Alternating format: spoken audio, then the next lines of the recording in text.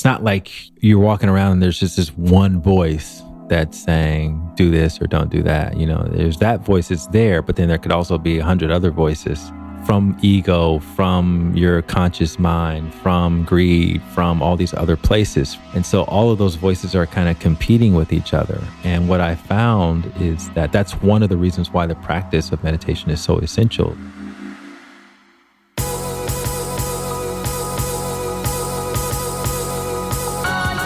You're listening to the Almost 30 podcast, a lifestyle podcast hosted by Krista Williams and Lindsay Simsick.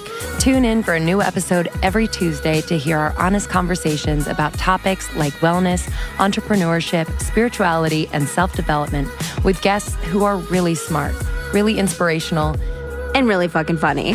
It's real, it's raw, and it's unfiltered. Inspired by our transition from our 20s to our 30s, we realized it's so much more than that. Our mission is to provide you with the tools, guidance, and motivation to help you navigate any transitions in your life and propel your personal growth. Thanks so much for tuning into the Almost 30 podcast. Here we go.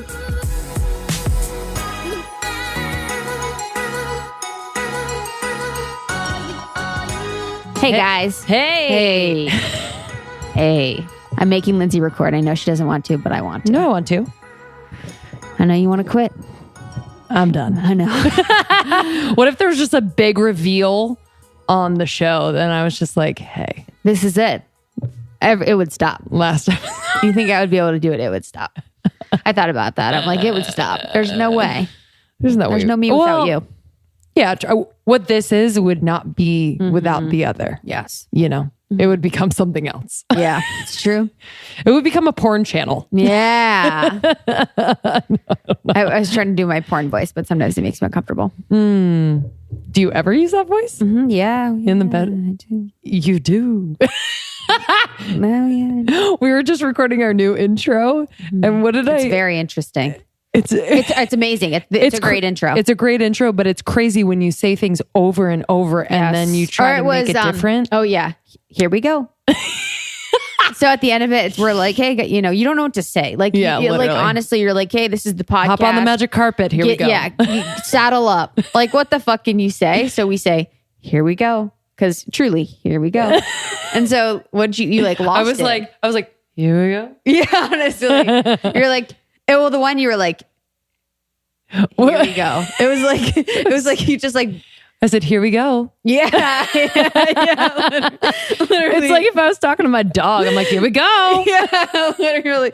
Take a piss. Yeah, you're like, I don't know what's going to happen. Here we go. So much unknown. It was like, good luck. Here we go. Like the subtext of everything we were saying. When we do our intro, it's like, it's so crazy because like every time it's just unique. Like I'm like, unique. You're tuning into or what did I say? Like, you're listening. Yeah. So I'm like, you're listening to the Almost 30 podcast. And sometimes I'm like, you're listening to the Almost 30 podcast. Sometimes I'm like, you're listening to the Almost 30 podcast. Like every time it's really hard to like get every cadence right. Yeah. And get every drop right. The inflection is weird because you could say it one way with a certain inflection pattern, yes. And then with a different inflection pattern, it means something completely different. I'm like, wait, what? Yes, it's interesting. We almost need like a third person in the room. I know, to like tell us, but I think it turned out great. So changes every time. Fuck y'all. I know. So fuck y'all. If you don't like the new intro, suck it. We had to change it because we said that our podcast came out every Tuesday and it comes out every Tuesday, Thursday. But now we just don't say it. But now we just don't say it. Yeah, we don't say what day it comes out because we don't know. We might drop one on you on a Sunday morning. Because here we go. Here we go. Here we go. And then we just got off of our ambassador call. Oh, man. So we're doing an ambassador program. And it's basically like an MLM. So there's a bunch of little groups. Don't even say it. They pay us to be a part of it. I'm just kidding. Oh, man. It's a pyramid. It's a pyramid scheme. Let me reiterate. Yeah. It's not an MLM. Just kidding. It's not an MLM. No one pays. Literally, our group almost burst open because the talk of MLM. Oh shit! Yeah. You know. Yeah. No, but it's actually the craziest. It's so cool. The coolest thing. We have ambassadors, about 40 of them thus far, all over the country and in London. All over the world. Who are... We need our Australia ambassadors. Where you at? I think, where are you at? But I almost think, I almost think they like reached out and they're in the process of like, I don't know. They should be. Yeah. Where are you at? They're pretty vocal. And I know that's what's weird is we have a lot of Australian based listeners. So I don't know where you at. I can't wait to come to Australia and my Australian accent will turn on just automatically and it'll be so bad. And they'll tell me exactly how bad it is. Justin's really bad at it. Oh my God. It's going to be amazing. I'm so excited. And so the ambassador program is basically so that we empower the people in our community to host events in their cities. Yeah. And it could look like anything. It could be a meetup of 3 people at a coffee shop, or it could be 50 people at a workout in a park. Yep. Truly. Yep. It could be whatever you want. Well, not whatever. This is not like a cult weird it's thing. Approved. Not whatever. They're like, hey, we branded ourselves this week. I know. God. Nope. But we're just so excited because, we, through the tour, have just been able to see the power of coming together in community. No matter what it looks like, it is powerful.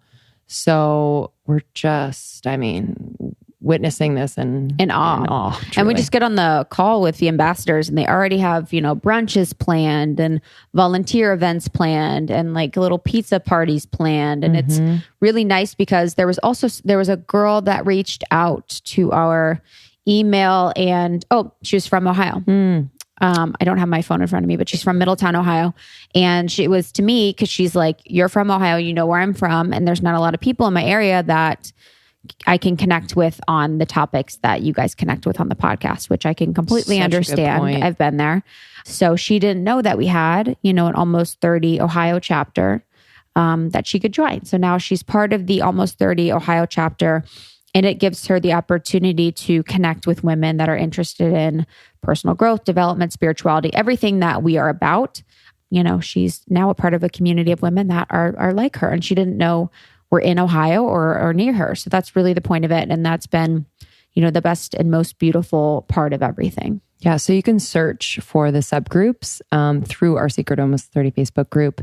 And if you don't see your city there and you'd like to start a subgroup and become an ambassador, you can email community@almost30podcast.com. We will be launching our Almost 30 Nation Instagram soon.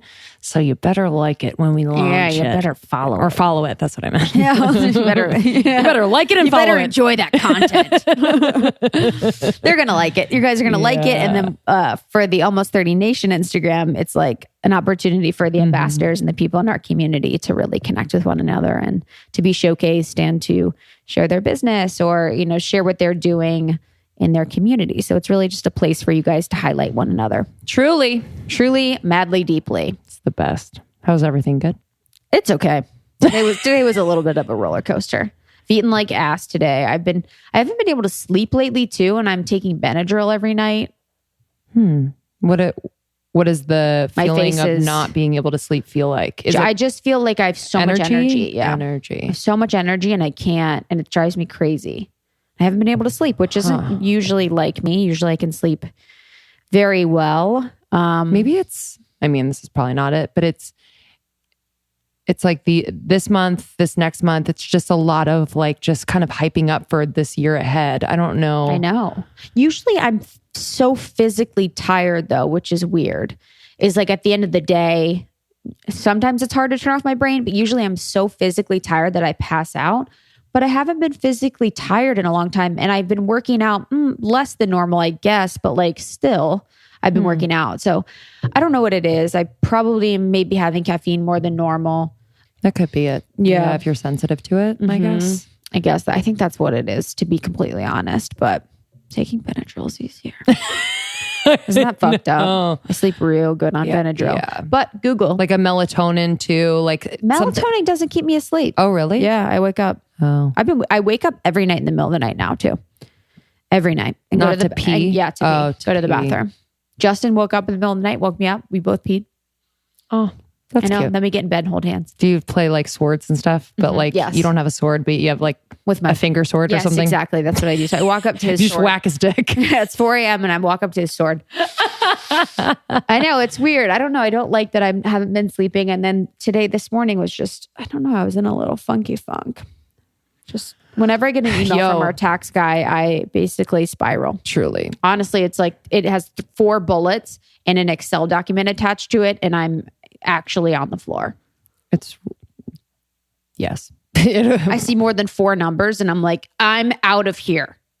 This is really hard for me. But also it's about a bunch of freaking information from January 2018 that I don't know shit about. Exactly. And like for anyone who's started a business too, I'm sure you can understand, like in the beginning, you're not thinking about all of the things that you should be thinking about when like tax season rolls along, so it's a lot about playing catch up now and just making sure everything is right and tight so that moving forward, we're good to go. But that's really fucking stressful and you're very good at managing it. Not really. But Brock is so smart. It's just like, it's hard because we don't know. We're like, what? And I don't want to know. Yeah, I don't want to know. I know. I don't want to know. So just so do it. true. I need to have him do my personal taxes too next year. Yeah. Are you going to? Or do you already have someone? I mean, I have someone who is familiar with kind of the type of things that like stripping. Yeah, like stripping and like working the corner and stuff. Yes. So I just need to make sure that's handled correctly. Make sure he handles it. No, but actually I didn't have as many of those types of jobs, meaning like acting, whatever. So yeah, maybe I'll use Brock. But I also think too, the types of emails that you've been going through, it's the first month back. It's the first, people are fucking aggressive when they're back. Yes. It's like boom, boom, people boom, are boom. back and they're fucking and we are aggressive too. So I'm sure I'm not playing around and no one else is playing around. Yeah. And I really didn't expect it. Yeah. I'm like, oh wow, like y'all are not here to play. And I'm being real honest this year. Yes. I like that you're being very honest. I'm being very good. Me too. I'm being very honest. But I'm also being very tested. And I'm like, oh, do you want to be honest all the time? Do you? Because here's some opportunities. That is the immediate test. Yes. Yeah. When you declare here's opportunities for you to be very honest. Yeah. So are you going to do it or not? For me too, the honesty helps to create boundaries, I guess, too. Like had a situation the other day where someone expressed their feelings for me and I was really honest in my feelings back. And it's for me, it felt immediately like I had created a really clear boundary, and before it was like a little weird and fuzzy but it felt really good. I'm like, oh, okay. So I can do that more often, whether it's someone like that or in business or with family or whatever it is. It's great. So yeah, I mean, I love that part of you. That's like, no bullshit. I'm not fucking around this year. But also it's scary because I'm like, I don't know. It's a fine line too. Cause I want to be a delight, but I think you can be an honest delight for sure. Yeah. Yeah. It's just interesting. It's figuring out literally the words to use in order to express it is probably the hardest part, I would think. Mm-hmm. But people respect it. Yeah. If it's done in the right way. Yeah. How do you guys feel about being Is honesty honest? the best policy? Next time. Almost 30. That was actually pretty funny on Chris D'Elia's podcast when he was talking about like the NPR guy. He was like impersonating the NPR guy. Yes. And he's like, is honesty the best policy? How they always like kind of answer with his like, imitations are pretty They're good amazing. at that shit, Yeah, they're like, so then I was walking in and I wondered, is honesty the best policy? True that. Oh man. So today's episode is all about meditation. Meditation. We have Light Watkins on the podcast today. I heard Light on Ritual a long time ago. I think he's been on Ritual maybe more than once. Not sure, but I heard him on Ritual a while ago. I think it was before I moved to LA or maybe shortly thereafter. And became interested in his work and then attended a Shine event that he runs, a group called The Shine, and they host sober events that are for conscious people. And it was an amazing, awesome event that had sweet green salads. I went with Erica Kimmick. There was great singers, comedians, all of these things. And it was really nice to be in an environment where, everyone else there was really enlightened and really kind and there for the same things. Yeah. He's someone that people go to start their meditation practice, to really start a solid foundation. He has a new book, Bliss More, How to Succeed in Meditation Without Really Trying. Really the nuts and bolts, like how to. And I think that people just get stuck in the beginning because they're not sure if it's quote unquote correct or if they're doing it the right way or whatever. So Light is a great gateway into this practice. Yeah. I think you guys know, but I've been meditating for 2019 now, 6 years. And meditation has completely changed my life. As much as people say it has completely changed my life. It is the reason I am here today. It is the reason I am the person I am today. It is the reason that I have the personality that I have today. And I'm so thankful for it. Yeah. And you brought meditation really into my life. I mean, I knew about it. I've done it before, but to make it a practice. Probably did too. Everyone talks about it. Yeah. But we're together a lot. And so to have that. Being with me is like meditating. Truly. All the 24 hours a day, 7 days a week. It's like a meditation practice to know me. Oh God. Okay. So enjoy this episode. We will see you on the other side, but connect with Light Watkins, lightwatkins.com and at Light Watkins on Instagram. His new book, Bliss More, is out now. You should grab it. And if you would like to talk about this episode, please join our secret Facebook group. We would love to see you in there. Yes. And then we also have an event happening on February 9th at Sage Wellness with Alexandra Roxo. You can see her on Instagram. She's one of my favorite accounts to follow. It's Alexandra Roxo. And it is going to be a self-love, female, juicy, sexuality, feminine revolution style workshop that is going to be awesome. So go to almost30podcast.com and you can get tickets for that workshop happening on Saturday, February 9th at Sage Wellness with Alexandra Roxo, myself, and Lindsay. It's going to be awesome. Yeah, I cannot wait for that. Okay, enjoy.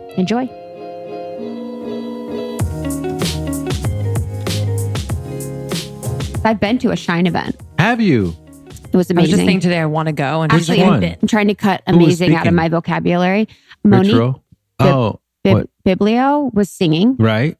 How do you say her last name? So that was Robert Egger speaking that night. Yes. Yeah. That was a good one. Yeah, it was so great. It was in LA. It was right in here in Santa Monica. And cross campus. Yeah, cross campus. I went with my friend Erica Kimmick, who I think you've met amazing. Before. Yeah. She does the boom. Yes, Chris. Yeah.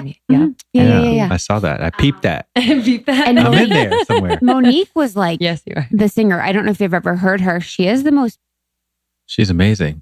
We can play some of Monique right now. Yeah, we should play it. So she used to be in like the pop music type space, and now she's transitioned to more like conscious singing. Wow. And Monique, who we like Bibli. Oh, okay. Oh, Bibido or something. I need to figure out how to say her last name. Binibo. Oh. And she made me cry. It was like one of those singers where you're like, yeah. Monique Binibo. This is from The Shine that night. Hold it up to the thing.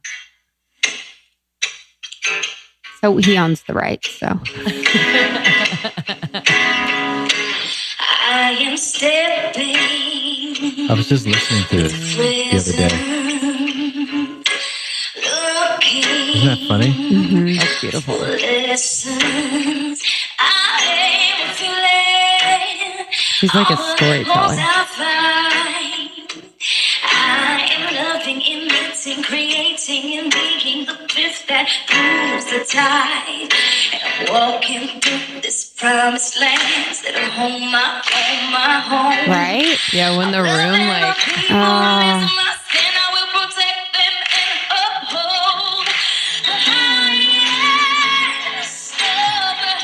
Did you know her before? No. I walked up to her. I was like, just like such a fan. I'm like, you need to know you're so gifted.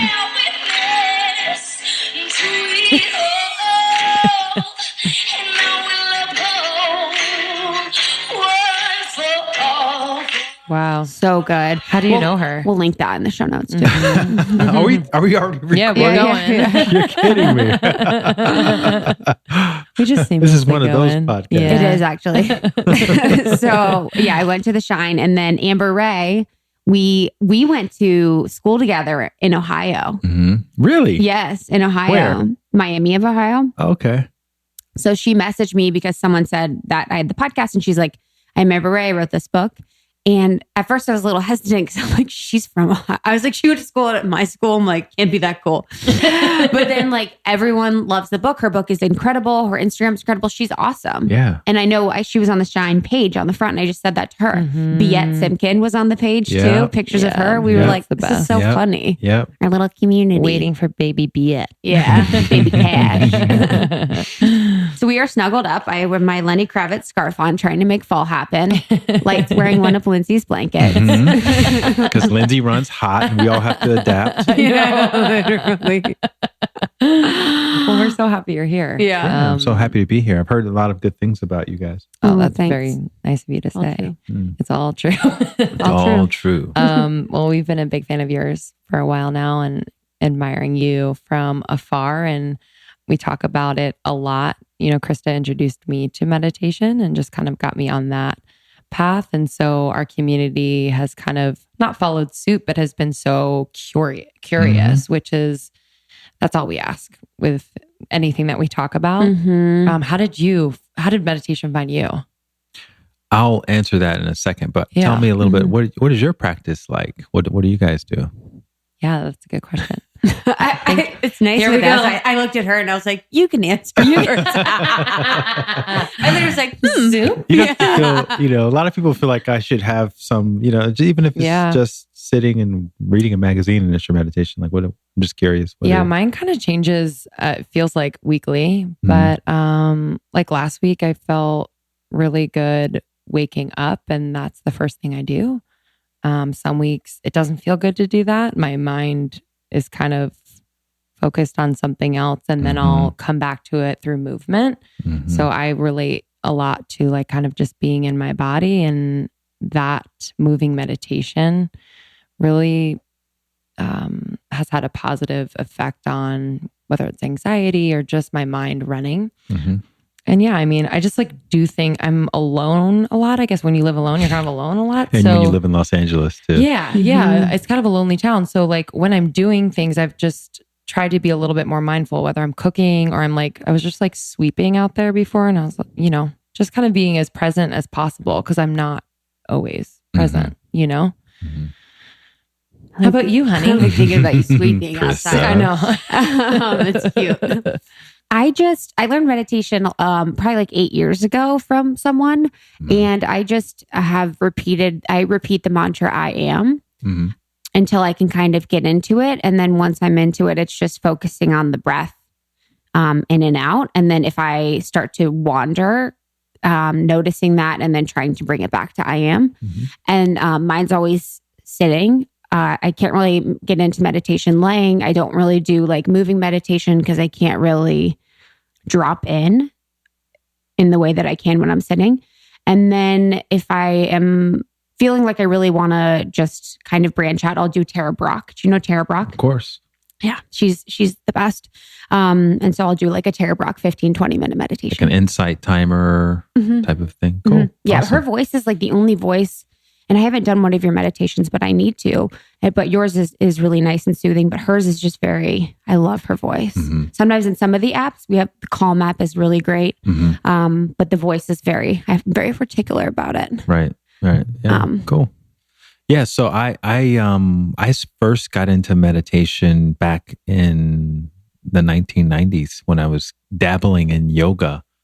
I was living in New York City. I was modeling. Was in the fashion industry, and which required a lot of time spent in the gym. And one night, I remember doing shoulder presses up in there was this gym up on the Upper West Side of New York. Mm-hmm. You're familiar with New York, Yeah. right? We lived there. 76 in Amsterdam. Mm-hmm. What was it called? It was this little gym called Equinox. I was going to say, I'm like, all the models go to Equinox. Like, But you went to Equinox. they only had 2 locations. Really? There was the 19th Street location and there was the 76th Street location. Wow. Yeah. So the 19th Street was like the cool, hip location, and the 76th Street was like the kind of family location, exactly. And it was started by these brothers. And anyways, you had no idea it was going to become this huge behemoth of gym, but it was nice back in those days. And so I was going to Equinox because I was living in that area. And I remember one night these really attractive women, kind of like you guys, like glowing Totally. and healthy Keep looking. going. What else? They were Blankets standing for there. Stein. Yeah. Literally. They were standing there barefoot with these little rolled up mats. And again, this is in the mid 1990s. So there wasn't like a yoga scene. There certainly wasn't a meditation scene. And I just got curious while I was doing shoulder presses about where they were going, because everyone just looked so healthy. And I kind of wandered in there and found myself in my first yoga class. And it was a horrible experience because I was very, very stiff. I've always been very stiff, could barely touch my toes. And the teacher, I was the only guy in the class, and the teacher, who was a woman, for some reason gave me all this attention. And I was so embarrassed because, she was trying to contort my body into these different positions and then like bounce back like a thick rubber band. But it was also, I don't know, I was hooked. I kept going back. I just figured that was the teacher for me, and they had other teachers. So I tried other teachers. And they had these real, like, classically trained yoga teachers because there weren't a lot of yoga studios back then. So everyone was talking about meditation and all these different books and Eastern philosophy. And there was no music. There was no like hip hop music or anything like that, like you hear today. And so I started forging these relationships with my yoga teachers, who would invite me to their apartments with some other yoga students, and we'd sit down on the floor and we'd meditate. And that's kind of how I got introduced to meditation. And then you'd read the books. I was obsessed with Conversations with God and the Celestine Prophecy and, those kinds of new age, modern Eastern philosophy books. And everybody made references to meditation or samadhi and nirvana. And so I was just curious, like what this state, I knew there's had to be something to it because everyone was talking about it. But my own personal experience was just basically me sitting there staring at the back of my eyelids. So I didn't know if there was something wrong with me or my mind, or if there was something wrong with the approach, but I just kept dabbling and dabbling and dabbling. And then finally I ended up moving to Los Angeles a few years later. And then I met a meditation teacher who gave me a mantra and taught me how to use it. And that's where I started really enjoying the practice of meditation, and then ultimately became trained by my teacher to become a teacher myself. How did you get you were in Alabama, right? Yeah. So I grew up in Alabama, and then I left there after I graduated from high school, and I went to DC to college. And then when I graduated from there, I moved to Chicago and I started working in advertising for a few months. That was my only real job. And it was a great job. It was like a dream job. It was in the creative department. I was a junior art director. But I kind of looked around and saw the people who had been there the longest, even in the creative department. And I don't know, people just didn't really seem all that happy.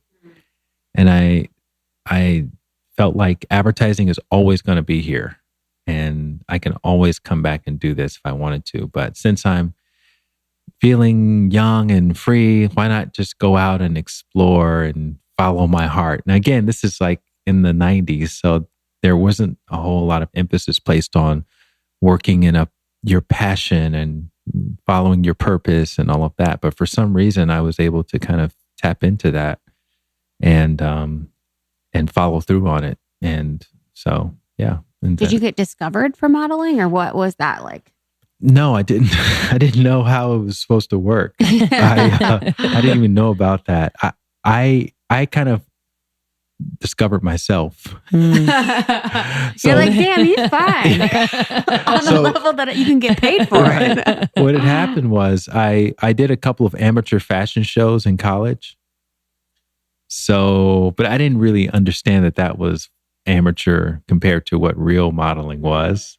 I just figured, well, somebody wanted me, thought I was good looking enough to get in a fashion show in college. So maybe that means I can be a supermodel. And I started going around to open calls to castings when I was living in Chicago. And I had some pictures that were shot by this fine arts photographer. There we go. Naked, but whatever. Yeah, honestly. So people looked at it and were like, nah, thank you so much. And I got turned down by everybody. So, but again, when you're young and you're naive like that, you don't think it's you think it's them. So I met this photographer who was a fashion photographer, and she said, "Oh, I'll take some pictures of you." And so I got my pictures redone, and then I went back and got rejected by everyone again with my new pictures, except for the last agency I went to go see. So for those of you who don't know, with modeling, you have an agent in different markets. So if you're in Chicago, you'll have a Chicago agent, and you also may have a New York agent and a London agent and a Paris agent and Miami agent, like that. So, but one of the person who you initially sign is in air quotes because you're not actually signing anything. If you're discovering yourself, if they discover you, then they may sign you if they're guaranteeing you a certain amount of money or whatever, or contracts. So I was taken in by this agency in Chicago, Elite, and they became my mother agency, and then they started sending me to other places. So I went to Miami, I went to Paris, I went to Milan, I eventually ended up in New York, and stayed in New York for about 7 years. Wow. But I was never like a time? supermodel of my imagination. I was working part-time as a waiter. And then eventually, after a couple of years, I started making enough money modeling to support myself. But then it started to decline a few years after that. And that's where I retired and moved to Los Angeles to follow my dreams of becoming a yoga teacher in 2002. So just in terms of like where your curiosity stems from, because I do find it rare that men are curious about the things that you've been curious about or so open to, like especially from Alabama. Were you an athlete? No, I wasn't. You look like an athlete. Yeah. You're built like an athlete. And I actually never really worked out or anything or played sports. How'd you figure out how to work out and stuff? Interesting. I was... These are really good questions because no one's ever asked me these questions before. Yeah, get ready. It's going to be a wild ride for you. So one morning, this is the most random thing. I really love my advertising job, for the one that I had for 3 months. And that summer in Chicago was one of the hottest summers on record. So, and my apartment in Hyde Park didn't have any air conditioning. So I literally would wake up at 2 or 3 in the morning and put my head in the freezer for a little while just to cool off. People were dying that summer in Chicago. So anyways, I started going to work at like 6 o'clock in the morning just because it was air conditioned. And I also enjoyed it, but just because it was nice to be there on my own and all that. So I remember going there one morning really, really early, and the door was locked. And I couldn't get in. So I thought, well, let me just go kind of explore. This is down on Michigan Avenue in downtown Chicago.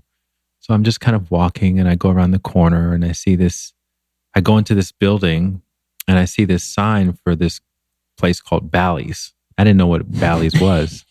You're like, so I see curves. Right. I don't know what curves is. So I just walked downstairs, and next thing I know, I'm in Bally's Health.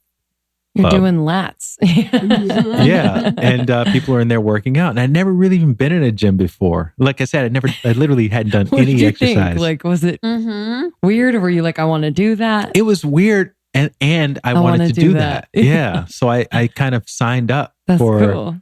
a thing. And I thought, you know what? This will be a great way to get out of the heat, and give me something to do before I go to work every day. Why not?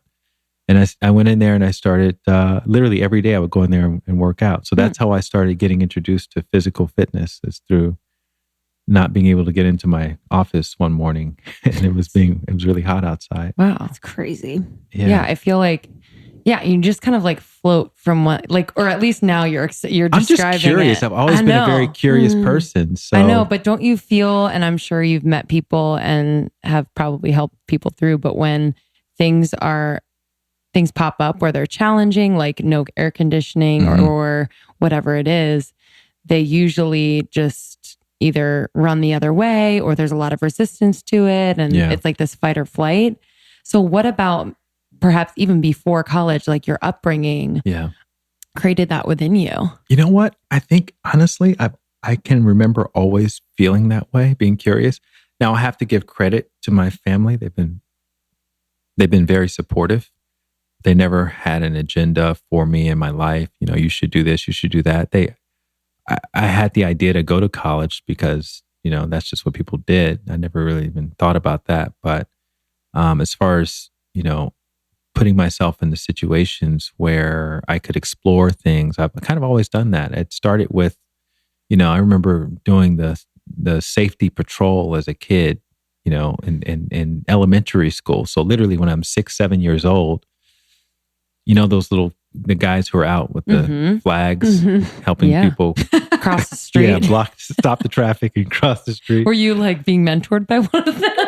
I don't know. I was just fascinated by the whole thing. Just you alone? No, there was a whole platoon of us. There were like ranks. You could become a lieutenant. You could become a captain. Shoot. You had a uniform that you had to wear. And I would, you know, how sometimes parents, they have to like drag their kids out of bed to force them to go to school today and barter and negotiate. I was the opposite.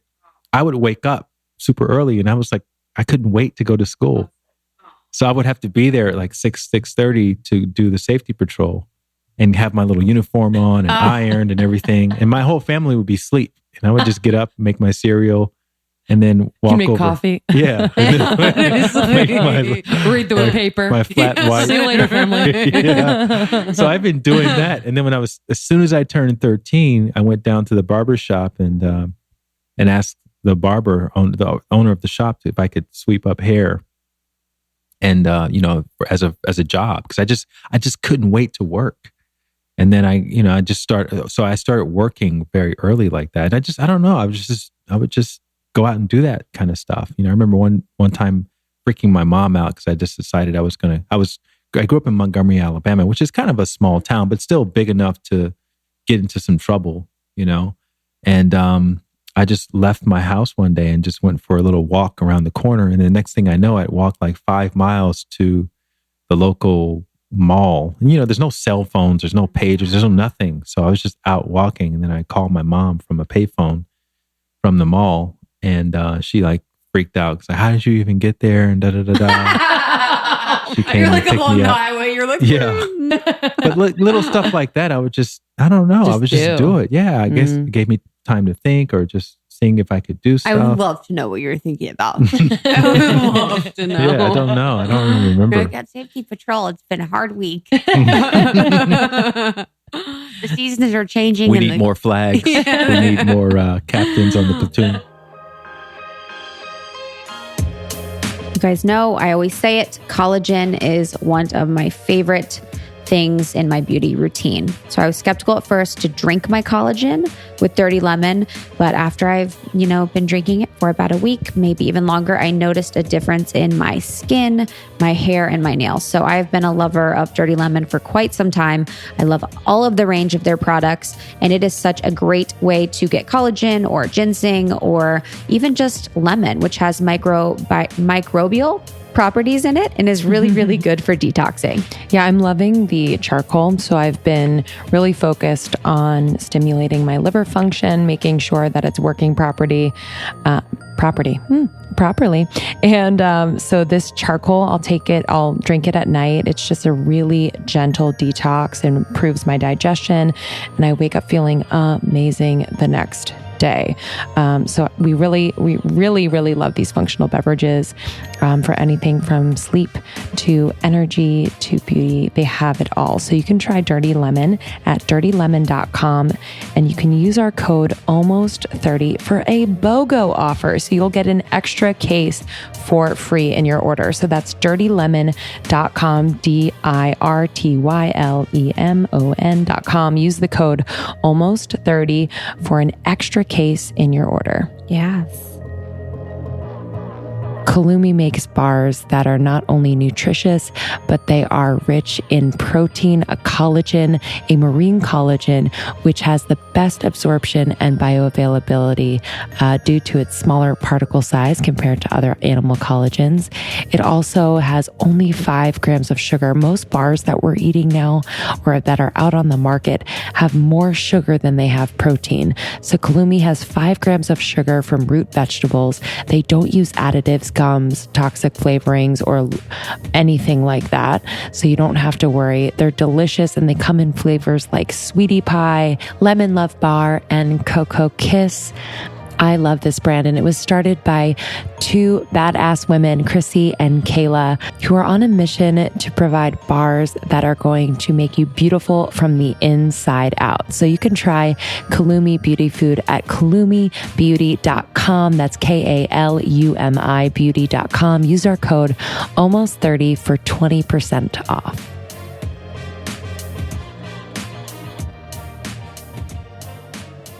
How did you get to DC for school? Why didn't you stay in Alabama or? Just, growing up in Alabama, you just, man, it's, there's not a lot happening down there. You just want to get away. That's all I thought about growing up, was how bored out of my mind I was and how much I just wanted to get away to a big city. I wanted to go to all the big cities. I wanted to see the world, travel. Yeah. And DC seemed like a really nice place to be. International city, lots going on. And it seemed like huge when I went to DC to visit. Oh my God, it was all this, there's all these lights. And I'd never been in New York or LA or any of that kind of stuff. That was the biggest city I'd ever been to. So I was hooked when I first got there. And I recognized that was probably the first time that I actually had the experience of being somewhere or doing something and then feeling something that resonated with it. And then once I had that resonance, I just kind of knew, okay, this is it. And then it was decided, just that kind of, you feel like you're in sync with the flow of that place. And I felt the same thing when I moved to New York, when I moved to LA, when I got into meditation, when I became a yoga teacher, all of those different, when I quit my job, when I got my job, my advertising job, it became a pattern. And then when I was 29, you know how they say when you go into your Saturn return, you're like 28, 29. That's where I made the conscious choice. I said, okay, enough of this kind of, fucking around. I'm going to start following this thing relentlessly. Like, I'm not even going to question it anymore. Whatever it says, I don't care. Because when I looked back, I saw that it never led me astray.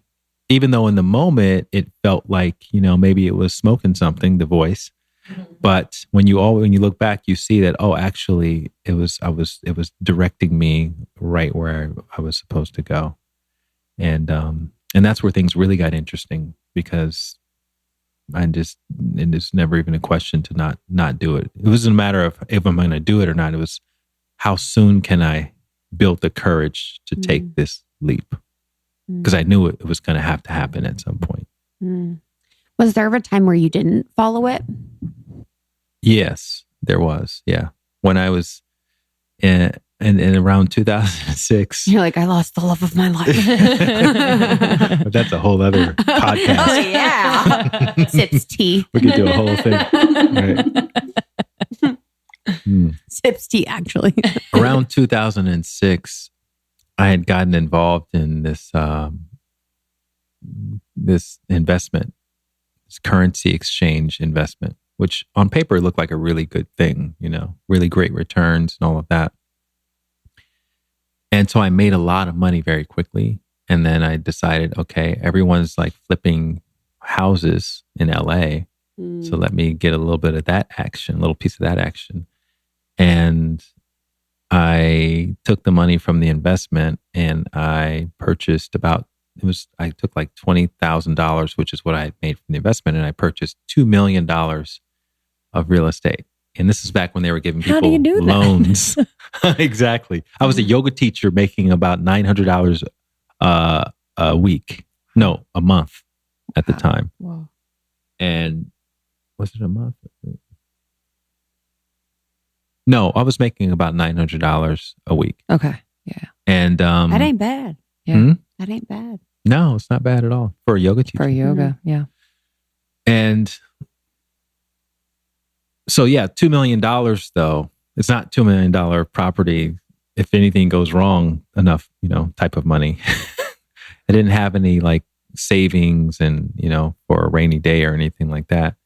So anyways, when I was signing the paperwork for the property, something told me, you may want to reconsider this. But at the same time, I was just curious about the whole thing. And, I'd never really been in debt before that. And I was optimistic. But looking back in hindsight, I think I was probably more greedy than I was optimistic. And I was thinking, okay, I can't wait to prove that I'm this kind of financial wizard. And of course, in 2007, the market burst. Everybody lost their shirt. I lost my shirt and my pants, and was really close to filing for bankruptcy and ended up just clawing my way out of that whole thing. But, at the same time, I learned a lot of things in that process. And I was able to become a meditation teacher because I had these properties. One of the things that you got in the mail were other cash advance offers because you were a property owner. So banks would just send you tens of thousands of dollars, 0% interest for 18 months or 12 months that you could do whatever you wanted to with. You could pay off other balances and transfer other money into other accounts. And so it was because I got one of those offers that I was able to afford to go away to India and stay away for a few months and learn how to become a meditation teacher. So there was still some good that came out of that, but, and also fortunately I was single. I didn't have a family or kids or anything like that. So even though I had that loss, it didn't affect anyone else except for myself. It's very true. Yes. How did it change your meditation practice or even just, being present? I think it just it reminded me that happiness is not out in the external circumstances, So when you see that you have the peaks and the valleys, and that was a valley moment for me financially and circumstantially, I found that, I'd been meditating for about 7 years consistently at that point. And I found that it didn't really affect me as much as I thought it was going to affect me. Once I made the decision that, okay, I'm going to do the best I can to get out of it. And it turned out to be a positive thing too, because the properties that I purchased weren't like high-end properties. And I was starting to get these calls from people. Oh, I got attacked coming into the building. The police are here, blah, blah, blah. And I just realized no amount of money is worth my peace of mind, and I'd rather just kind of wipe my hands clean of this situation than be sitting around feeling like I'm captive to whatever is or isn't going on in these properties. So yeah, that was probably the last decision I made for money. And then after that, I was like, okay, all the decisions that I make, all the people that I work with are going to be people I actually like. And they're going to be decisions based on creating and feeling inspired. Like I want to do things that are inspiring and not things just for money that I don't. Because I never had a passion about being a real estate mogul or even a property manager. Like I knew I wasn't passionate about that. So it's funny when you like do things because other people are doing it or it's the time. Right. Yeah, following the crowd. All of a sudden it kind of blows up in your face or it just doesn't work out. Yeah. Yeah, I feel like I've done that before where it's just...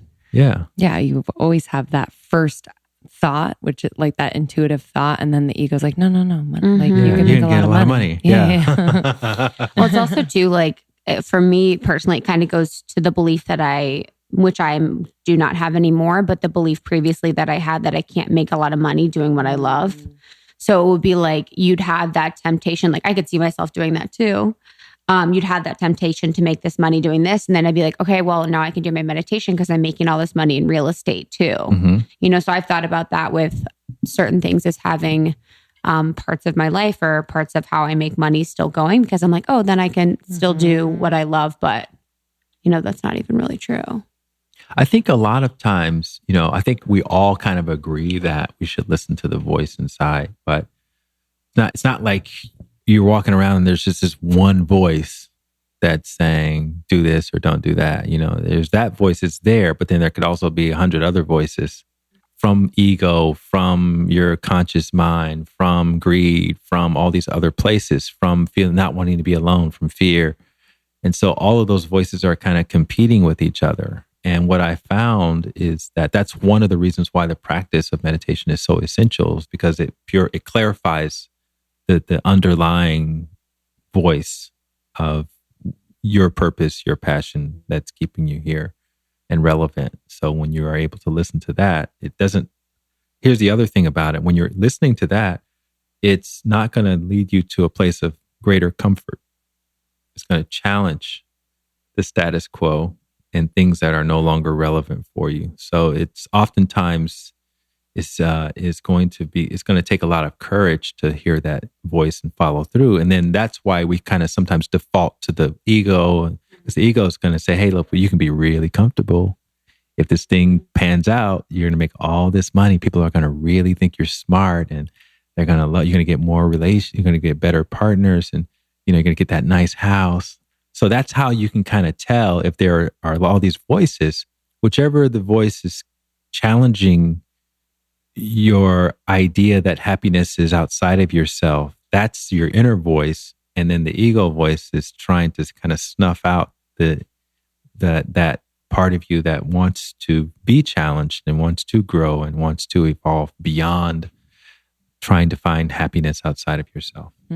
I feel like that's a lot of the reason, and I agree with you, and I feel like that's a lot of the reason why people are fearful to meditate, because it's almost like an underlying understanding and knowing that, like, if they do start to meditate, they're going to hear their inner voice, and their inner voice is going to be a little scary, and it's going to be conflicting to the current life that they're living. And the answers that they get are scary, because once you get those answers, it's then on you to do the decisions, do the hard work, maybe break up with that boyfriend or girlfriend or partner or whatever that is, or quit that job. And, so I think that that's a lot of the block with people with meditation. Yeah. Is that you're finally going to hear yourself. Yeah. And it's scary. Yeah, but it's also inevitable. Like, the change is going to have to happen. Yeah. So you're just going to make it worse by ignoring it. Mm-hmm. And what meditation does, it's scary, but it helps you kind of get in front of it. And, I was telling you guys earlier when I walked in that I'm doing the whole nomad thing. I've given up all my possessions that don't fit in a carry-on bag, and now I'm just kind of traveling around and whatever. But there's a difference in consciously choosing to give everything up versus, oh, I got evicted, or such and such kicked me out of the house and I had to start over, or some hurricane came through and wiped out all my stuff, right?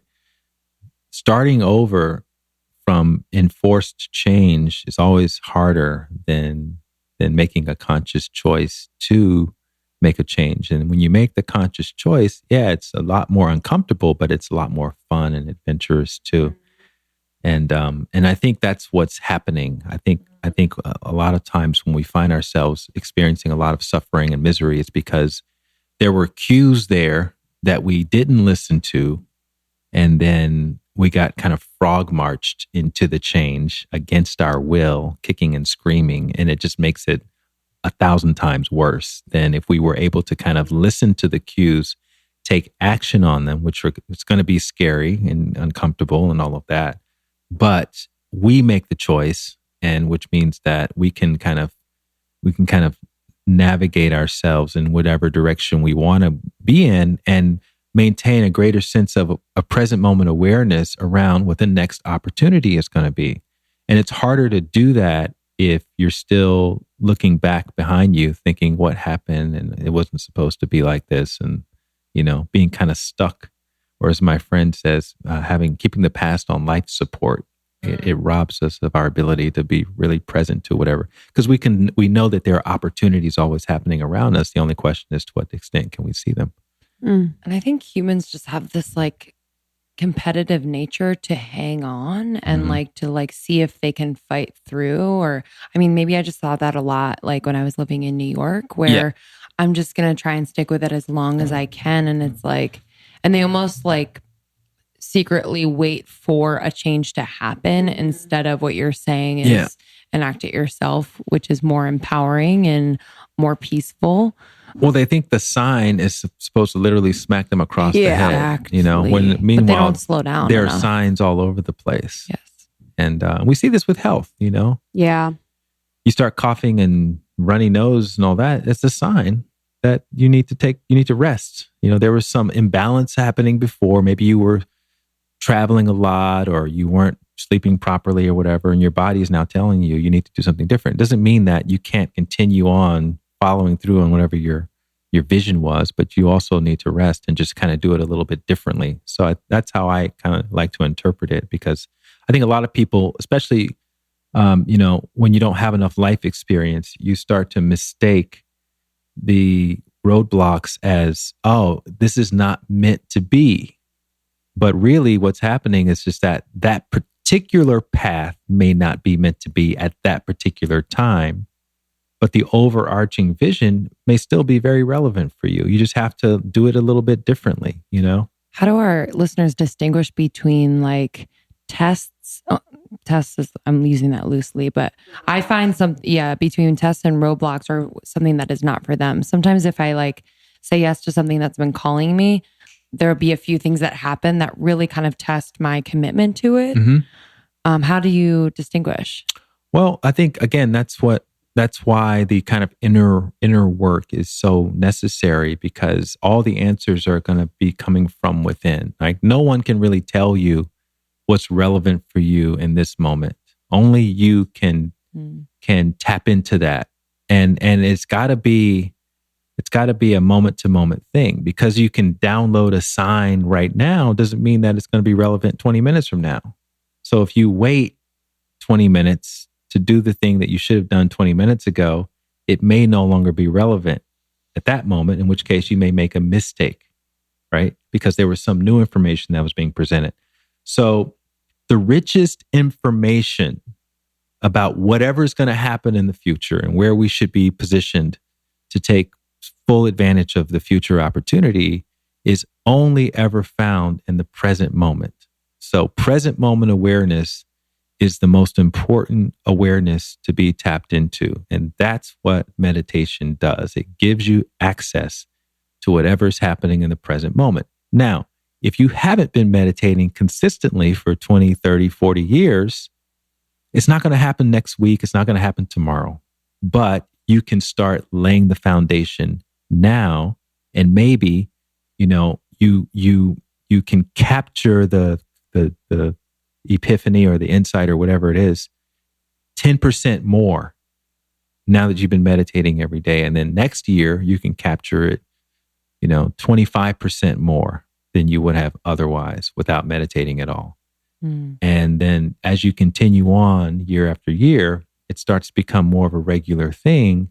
And then it's the norm. It's the new norm, right?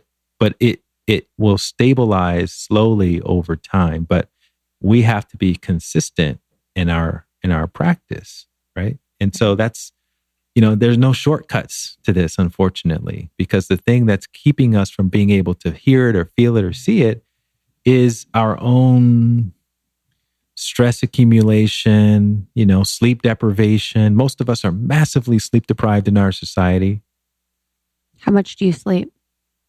Well, I'll answer that in a second. But just to put a number to it, the average millennial owes their body 2 to 3 years of missed sleep, which means that if you fell asleep tonight in 2018, you'd have to sleep straight through to 2021 without waking up. Doesn't sound bad. To pay off the sleep debt that you owe your body. Wow. Right?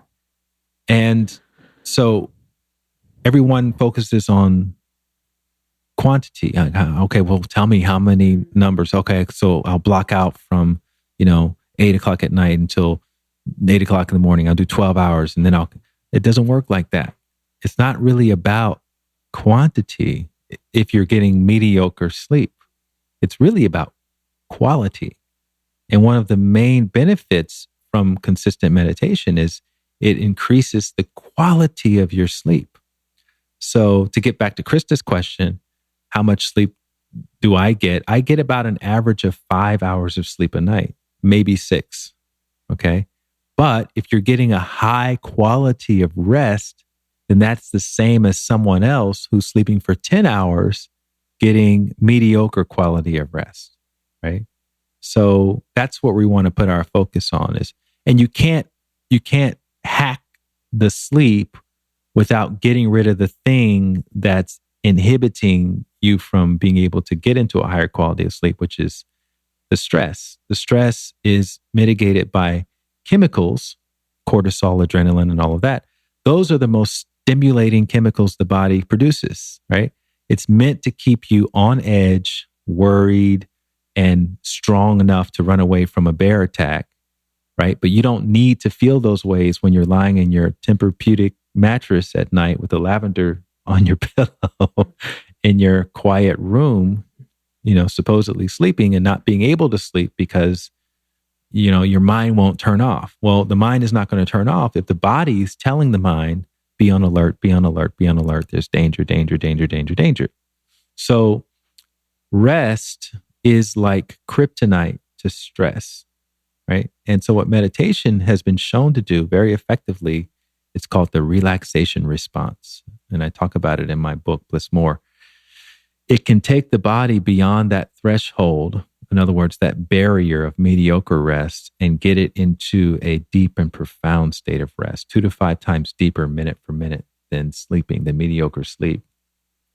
And as a result, the rest chemicals go in and they're like Drano. They start dissolving the stress chemicals in the nervous system.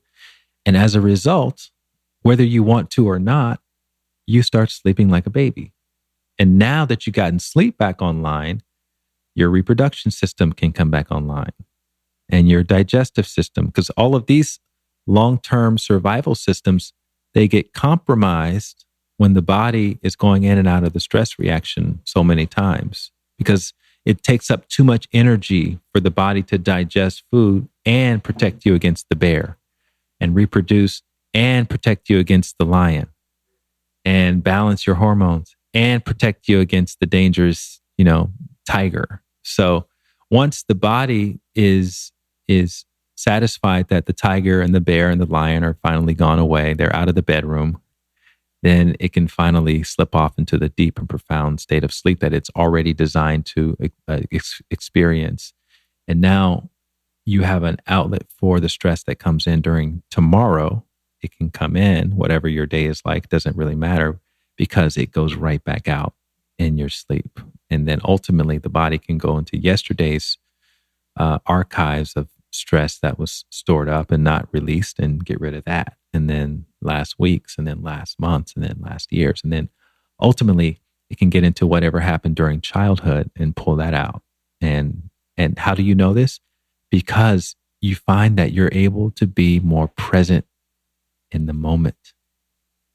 Less and less things, sensations, feelings yank you out of the present moment. So present moment awareness is not something we need to read about and study and remind ourselves, be present, be present, be present, because that's not going to put us in the present moment.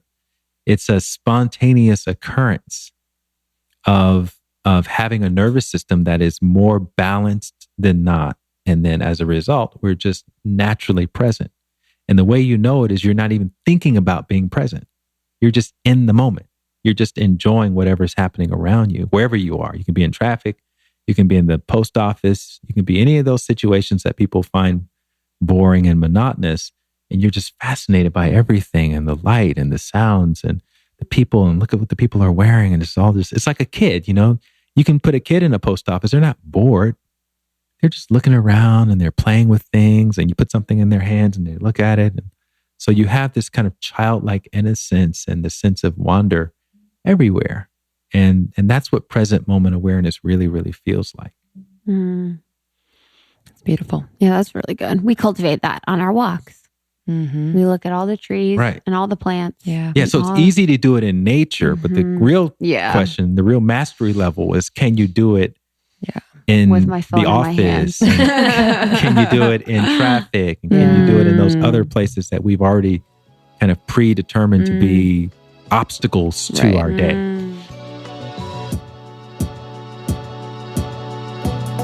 My new favorite treat, and I eat the whole bar, is the L'Encanto monk fruit chocolate. Oh, so yeah. bomb. You guys, it's 220 calories for the entire bar, I think.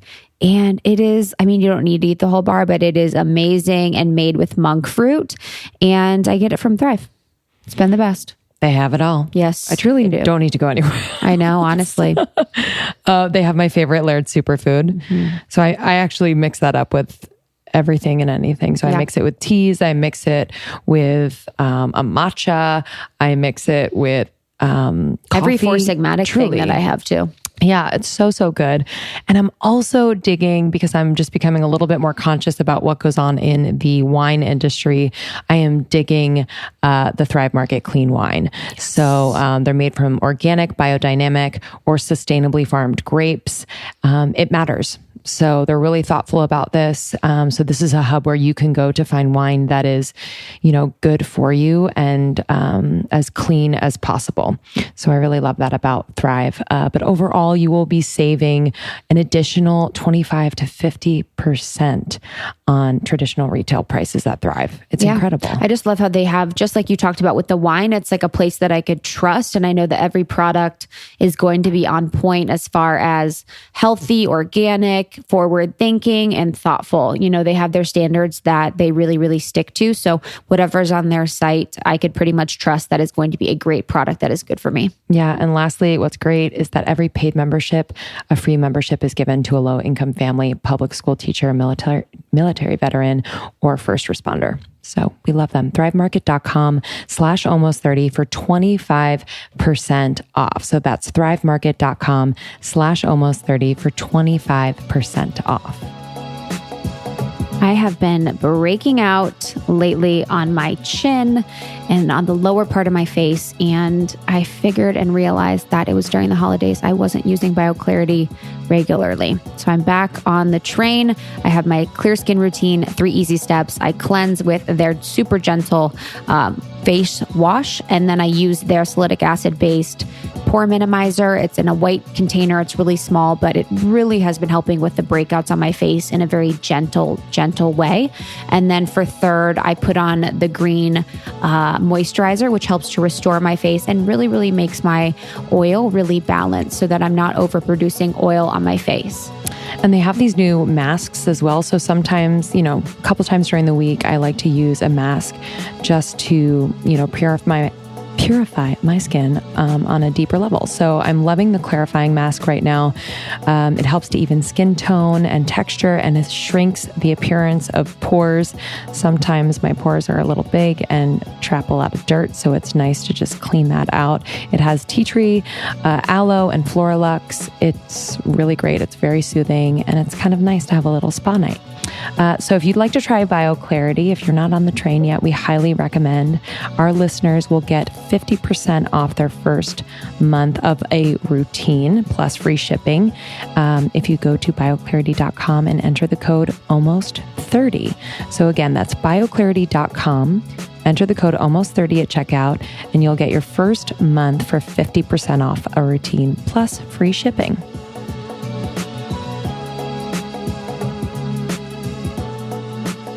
Did you ever have to get rid of stressors in your life, toxic relationships, maybe toxic things putting in your body that kind of changed or of freed your body up of even more of that? Or Yeah, so when I was modeling, I was I grew up in Alabama, so that's kind of middle America, fast food central. So I literally would eat fast food like people drink water. Like it was nothing, right? Every day I would be at Arby's or be at Wendy's or order pizza at night. And I remember one time in high school, we had this exchange student from France. And we were talking one day, and I said to her, I said, so how often do you eat hamburgers in France? What do they do? What's the French hamburger quotient? And she thought about it, and she goes, oh, probably once a year. And my jaw just dropped. Like I couldn't even imagine how anybody could get through a week without eating at least half a dozen hamburgers. Wow. That's what you were doing? And she said, well, yeah, every day, all day. Huh? So that's the extent to which I was like basically living on a fast food diet, the standard American diet. Yeah.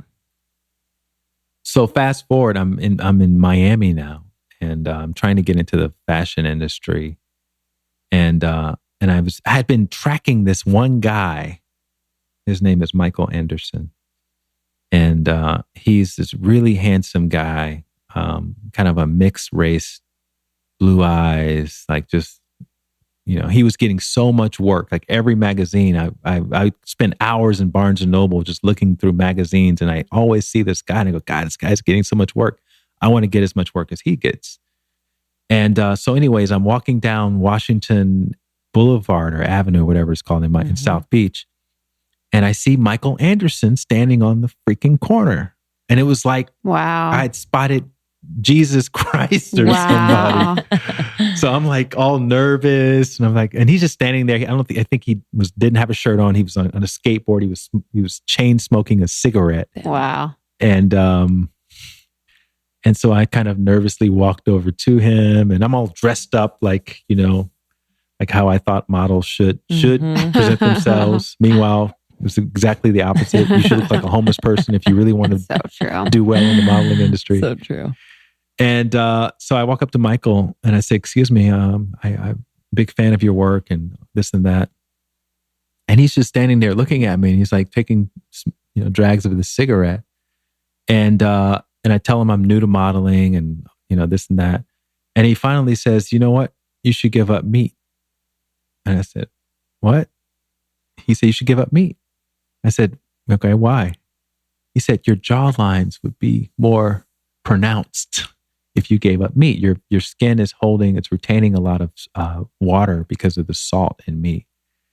And so it was like God telling me to stop eating meat. So I already knew I was going to stop eating meat. The only question was, how was I going to do it? So even though it was purely for vanity purposes, because I just wanted to be able to compete for those same jobs, like nothing, I had no idea about the health consequences or anything like that. I started cutting out meat, and then I noticed that I stopped getting headaches.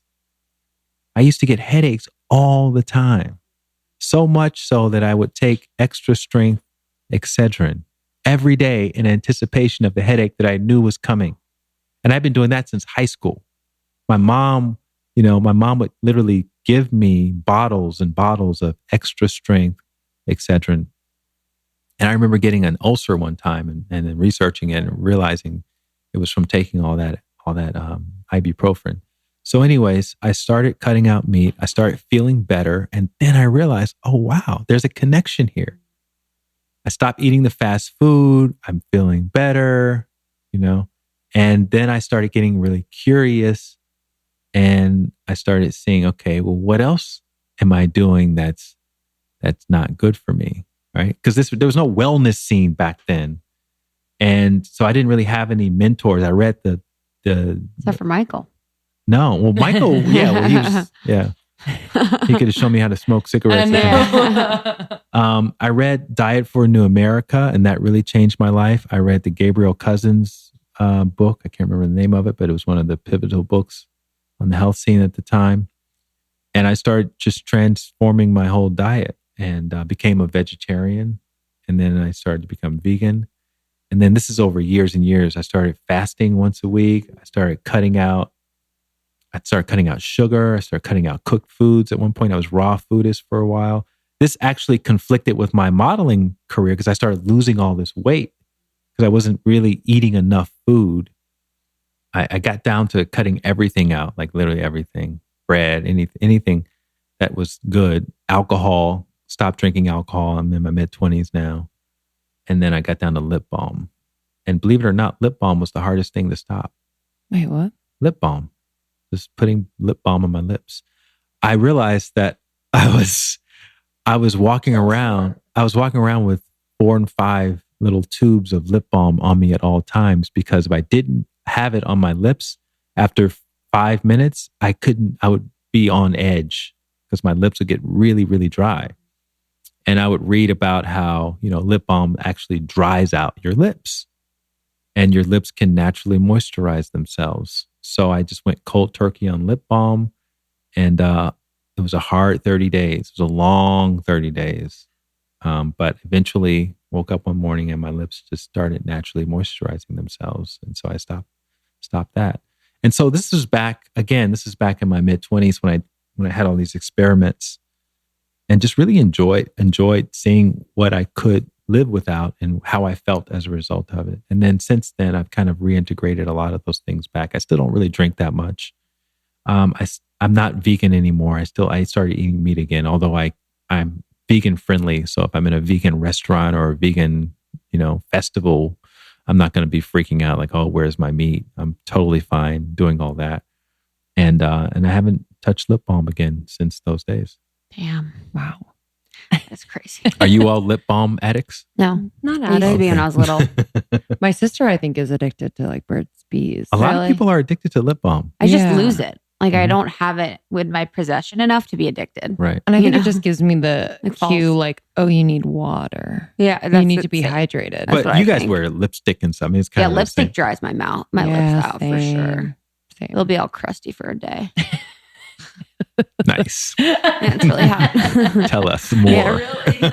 I wanted About them to crusty lips. touch on like the happiness piece too, because I think a lot of people around our age or even younger, I was just talking to my brother and he said something and he's like, I just want to be happy. And I was like, yeah, I know. But I do think there's like this myth about being happy or something around it that like people are just going to the idea of happiness and skipping some things that could bring them happiness. Do you know what I mean? Yeah, I think the myth is that happiness is a choice. And you hear this a lot in the wellness community and in the yoga community. Oh, you just choose happiness. You just have to focus on what's making you happy. Or a lot of the life coaches will have you thinking that you're not abundant enough, or, as soon as you start to align yourself with your passion, your purpose, then you're going to be happy. And I don't think that's really the case. Yeah. I think it's the opposite. I think it's, happiness is a state of awareness that needs to be cultivated. And once you have cultivated it sufficiently, you'll find yourself just kind of naturally and organically making choices that put you in alignment with your purpose. I don't think it's a thing where you have to consciously force yourself to be in alignment with anything. If you're not genuinely feeling that state inside, if it's not being directly experienced, I don't think it can be an intellectual concept and without any direct sensual experience and still lead you to where you really want to be or where you're most useful. So I wrote this book, The Inner Gym, and it came out in 2014. And the tagline was happiness is not a choice, because happiness is not a choice. And the whole thing was, it's an inner workout for strengthening happiness. And I equated happiness with doing pull-ups, right? Like, for instance, everybody understands how to do a pull-up. Krista, how many pull-ups can you do unassisted? Like 40 or so. I'd love Probably to see 0. that. Yeah. How One. many can you do? One unassisted. But Why me 0? Why her 1? right. You know how to do one though, right? Yeah. Like everybody understands it intellectually. And I think happiness is like that. Like we understand the idea of happiness.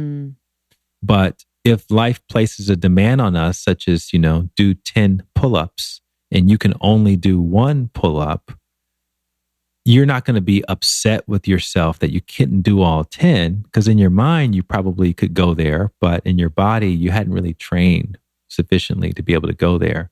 But you do know that, if it needed to happen, you could just spend some time training. You do 1 for a week, and then maybe you get up to 2 like that, and you train and you train and you train. And maybe after 5 or 6 months, you're able to do 10 pull-ups. right?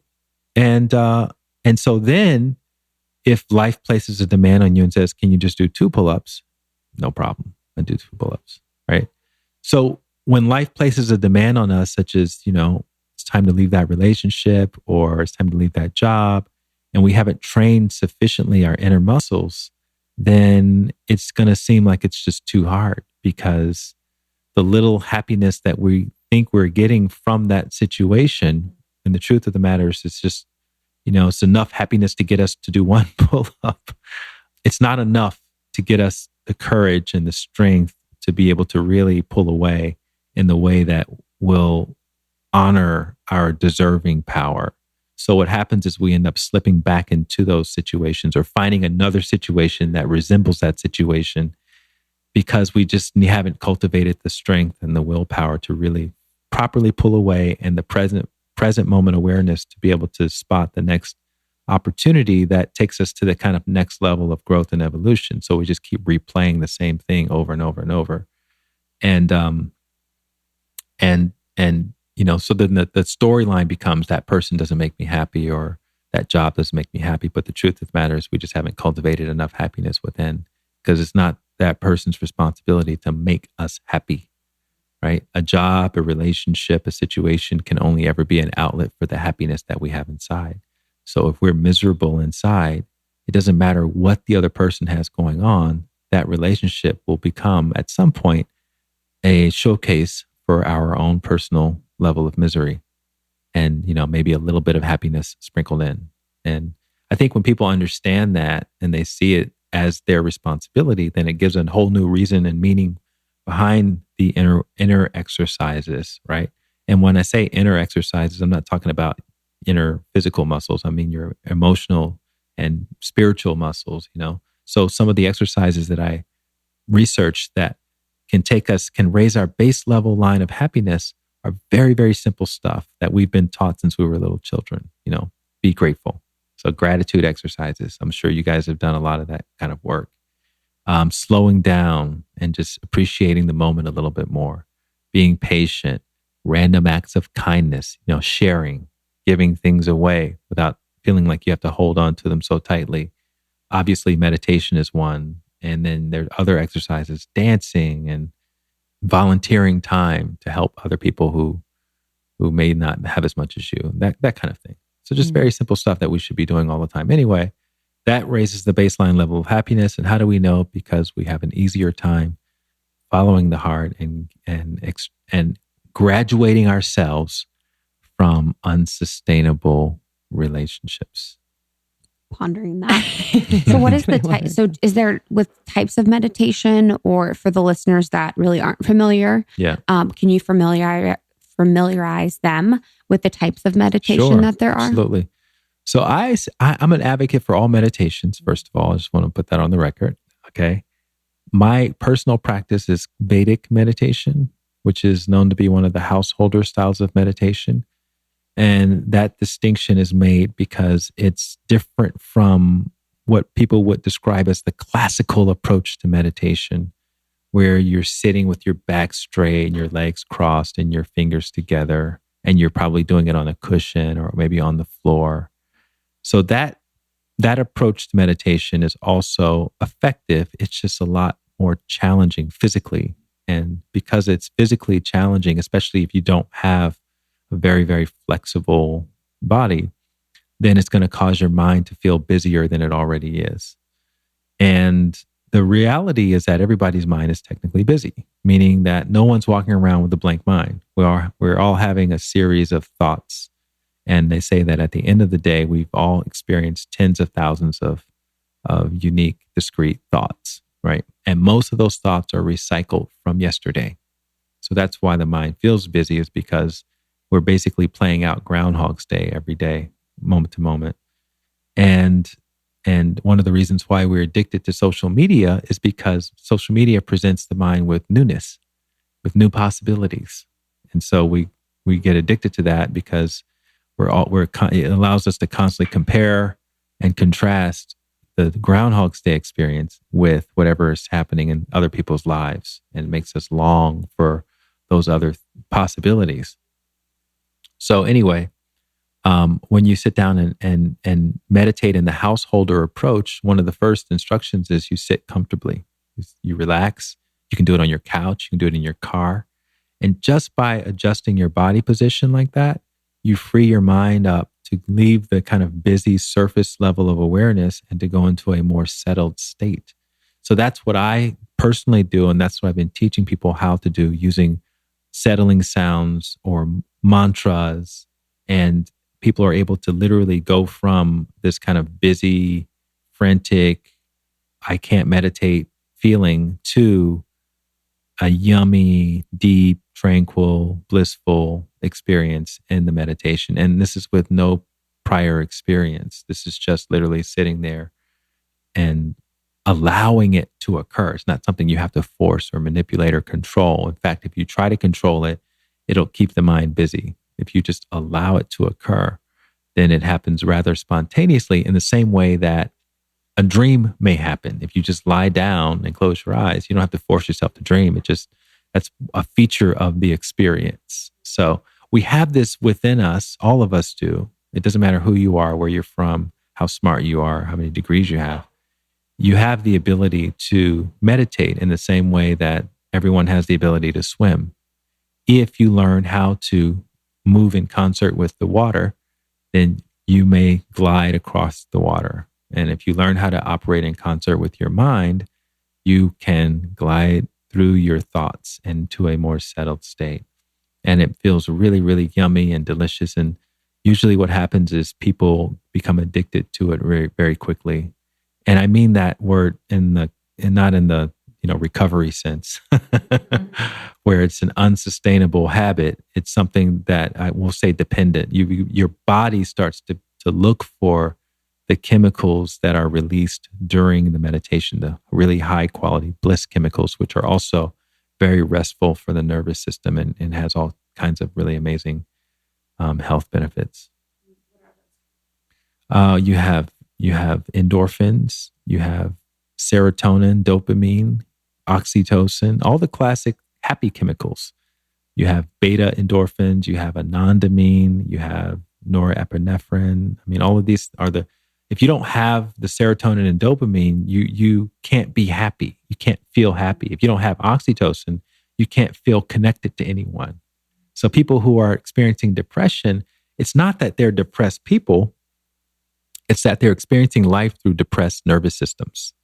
It's the nervous system. It's the body that's depressed. It's the body that's anxious, right?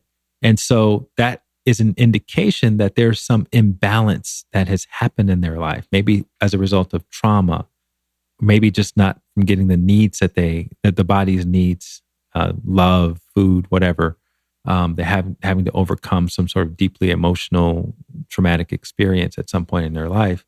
And it causes an imbalance, which then it manifests as depression, right? So that means now the body is in the point where it's not producing dopamine and serotonin like everybody else's body.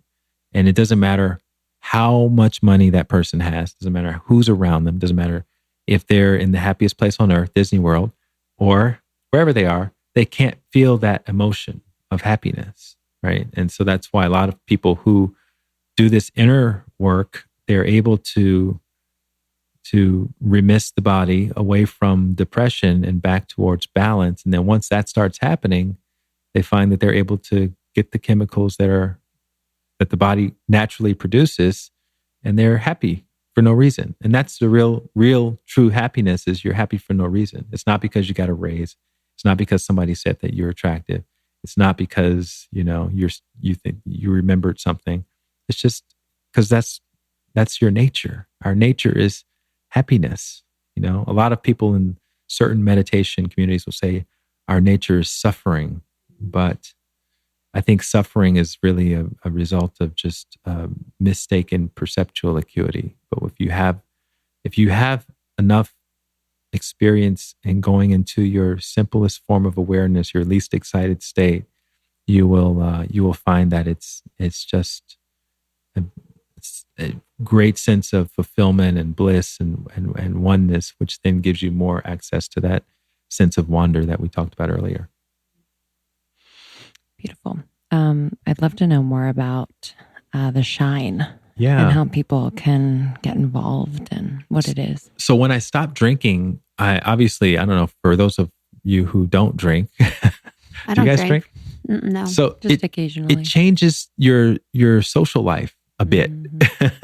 You don't realize how much, as adults, how much of our social life is centered around alcohol consumption. And it's fine. It's like, I'm not going to, it's not a big deal. People drink, whatever. But it's not the way I want to spend my time usually around this whole idea of happy hour being this thing where people come out and see who can lose the most amount of consciousness in the quickest amount of time in order to be happy, which doesn't make any sense at all.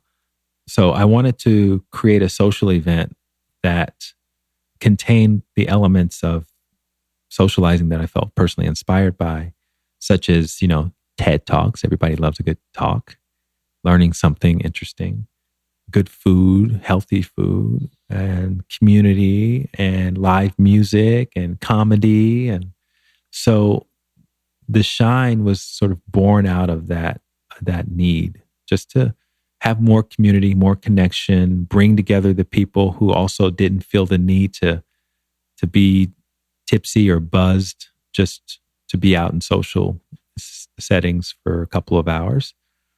And it started off very small with just a dozen people. And then it slowly grew over 3 or 4 years to 200, 300 people coming out about once every couple of months. And having this variety show sort of experience in a sober setting.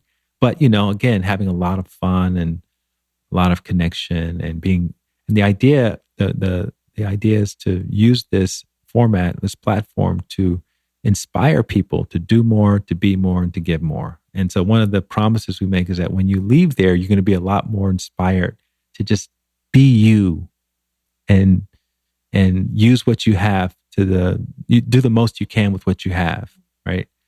And one of the highlights of the night is that we take $400 from the ticket sales, which is it's all nonprofit, so no one's making any money, but we budget the venue and the food and all of that so that we have about $400 left over. And then we randomly select someone from the audience and we give them the $400 in cash on stage. And we tell them, take this $400 in cash and just do something to help people with. And then come back and tell us what you did with that money. And so over the years, you've seen all kinds of really amazing stories of what people did with $400. Just a couple to share. There was one woman who used the money to pay for Lyft rides and for underwear for sexual assault victims. So I didn't know this, and a lot of other people didn't know it, but when you report an instance of sexual assault, you have to go to the police station and they confiscate your underwear. And they have some box of like this really terrible used underwear for you to put on instead. And obviously you're a bit traumatized, if not a lot traumatized. And so they won't let you drive yourself home. And they normally put you in a cab. And, cabs can be a little bit creepy or a little bit sketchy if you're kind of, triggered around all that experience, that trauma. So they have this woman, she had a situation where she was sexually assaulted. And she went through that whole process and just didn't feel better about it afterwards. And so she took the money and she helped other people. And one of the things that she found, that she discovered, was that a lot of victims of sexual assault are men, which a lot of people didn't realize either. So there's another woman another guy actually, who, this is in New York. He went to the used bookstore in New York and he bought a bunch of classic used books. And he created these bookmarks called the Gorilla Book Club, where you write down how this book was meaningful to you. And he just leaves them out in public places. And the call to action is, read this book and write down what it meant to you and then leave it somewhere. Yeah. So that's been happening for a couple of years. It's grown into its own thing, website and all of that. So we've seen a lot of different things like that. And the reason why we keep it at $400 is because we want people to see that you don't have to be rich. You don't have to be Rockefeller in order to make a difference. You can make a difference with whatever you have now. And we tell people at the show, you don't have to win this $400. You may have a couple $100, in your account. Go home and tell your kids or tell your significant other or your friends, hey, I won this money. Let's see what we can do with it. We have 30 days to do something really cool with it to help people. And we've had people do that. They just created their own challenge and they came back and showed us what they did with it. So if you're curious about it, we have a website, theshinemovement.org. And then there's also a YouTube channel, The Shine Movement, where you can see videos of what people did with the money. And I've been, and it was amazing. It was so fun. I wanted to ask what's new, or what are you doing next year? Like, what are you excited about? Well, I've been promoting my book that came out, Bliss More, How to Succeed in Meditation Without Really Trying. And people have been really connecting with that, because it's normally, if people want to learn what I've been practicing, they have to find me on a retreat, or they have to be in Los Angeles or New York or London, take a personal course. It costs a fair bit of money, and we spend a few days together. And, what ends up happening in these kind of wellness circles, which I'm very much a part of, is you have to be wealthy and affluent, and, there's not a lot of diversity. And I wanted to democratize the level of training that I do, so that you can be anybody, as long as you can get a hold of a book or an audio recording or electric copy or whatever. So that was the impetus behind writing my book, is to put this knowledge into a format that anyone could access, and give them the same tools that the affluent, people, privileged people, are able to get, and that way everybody gets to access that state. Because I think we're in an age now where a lot of people are feeling very anxious, and we're starting to realize it's not about making more money. There was a thing I read once, Carl Jung was once asked by an interviewer, would you rather work for wealthy clients or for poor clients? And without even really hesitating, he said, I want to work for the wealthy clients. And of course, this confused the interviewer, who's wondering why not the poor, if money is not an issue for them. And he said, because with poor clients, you spend so much time trying to convince them that having more money is not going to be the answer to their problems.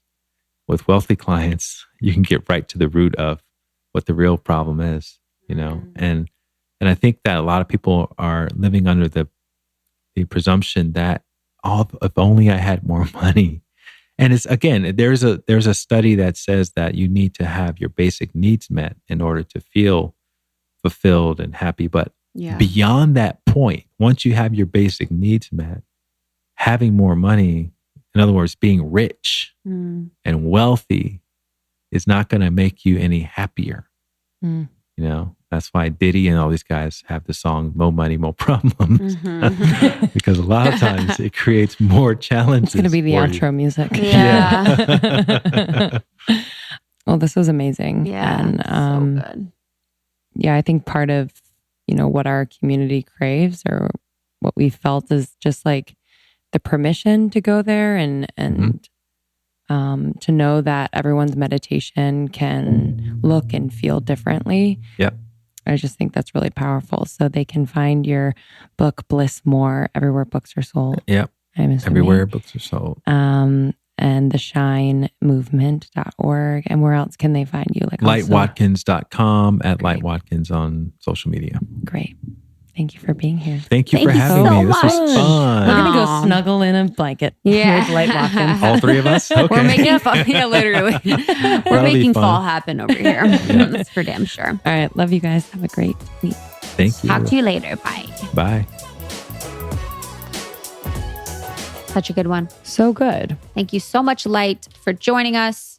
You guys can find more information about Light on his website and on Instagram. Yeah. And would love to hear about your meditation practice. So make sure to join our secret Facebook group and tell us all about it. Yeah. Thank you so much for rating and reviewing as well. They're still coming in every day, and we read every one of them, and we take them to heart. We don't take them lightly. So if you haven't rated and reviewed, we would love it. Here's our review of the week. Love these girls, 5 stars. I've been listening to Krista and Lindsay for quite some time now, and they have been major players in helping me get my life on a better track. Their pod covers basically everything you need to know to create a more healthful life, physically, emotionally, mentally, financially, and spiritually. I found other self-improvement podcasts can be a bit too heavy or overwhelming sometimes, but Almost 30 always keeps it breezy. Lindsay and Krista have some magical ways of making everything seem fun and interesting, and I value their vulnerability and beautiful personalities greatly. I've never met these girls, although I want to, but I feel like we are besties. This is one pod I know I can count on if I want to learn, grow, and laugh at the same time. Unbeknownst to them, Lindsay and Krista and Almost 30 have helped me through some of the most difficult challenges of my life to date, and I am forever grateful. Thank you so much, ladies. This is Caitlin from the US. Thank you so much. Fuck. I'm crying. Thank you, Caitlin. Every review is like that. It's like so thoughtful and sweet. And it's like just so nice. We will meet you. We want to meet you. So can't wait. We will be touring this year, as you all know, yes. Both domestically and internationally. So please check our website for updates. If you're not following us on Instagram, we do post all of our events and such there. So at Almost 30 Podcast, it's going to be a crazy year. We're really, really excited to meet more of you. So cannot wait. And if you are present at a college, I don't know. If you're in attendance, if you're here, say I. President. Remember when you were a rebel, you'd say president. Did you remember that? No. That's what I did. I wasn't a rebel. So I know Lindsay was like, present. Because they'd be like, hey, who's here? And they'd be like, Tommy. And he'd be like, present. And they'd be like, Lisa, present. And they'd be like, Krista. I'd be like, president.